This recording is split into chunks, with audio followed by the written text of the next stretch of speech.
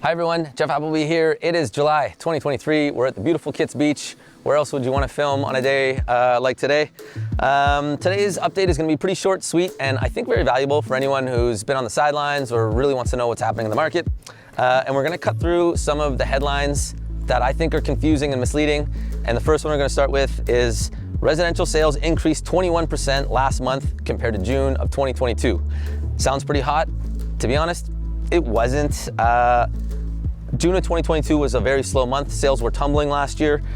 Sales in June of 2023 were on par with the 10-year average for that month, and they are starting to trend down. Part of this is seasonal, and part of this is because of the Bank of Canada rate announcement that happened on June 7th.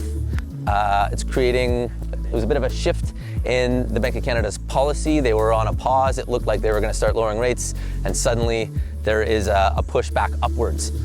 So that's having a big impact. So the bigger overarching themes that we want our clients to know if they're considering making a move in the next sort of 3 to 6 months, sales are slowing.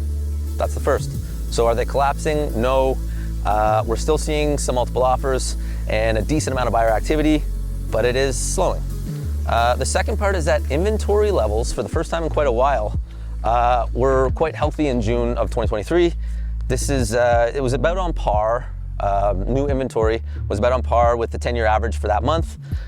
This is a very welcome change compared to March and April, for instance, where we had like 30% below the 10-year average for new listings. So we had quite a regular amount of buying activity, but ultra low inventory that was driving prices up.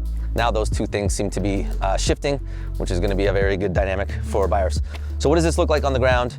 East Van detached, inventory is up 13%, sales are down 23%, or were down in that month, in the month of June.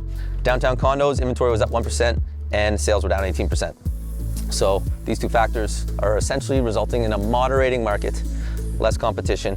So the two big takeaways: you can get much better value in a moderating market, especially if you have a strategy where you can maximize on this shifting, which we've been working on a lot with our clients. It's been working really well. And I think we're gonna see good opportunities in the next couple months. Like I said, a little bit less competition, so it is going to be a good entry point. And when buying dries up, it's a good time to get into the market. People kind of follow the herd and the trends, but it's good to do the opposite of the trends. I always encourage people to do that. So if you have any questions, this is all very nuanced by product type, so I love going over it and talking specifically about your needs. But if you have any questions, get in touch. Otherwise, enjoy this lovely July.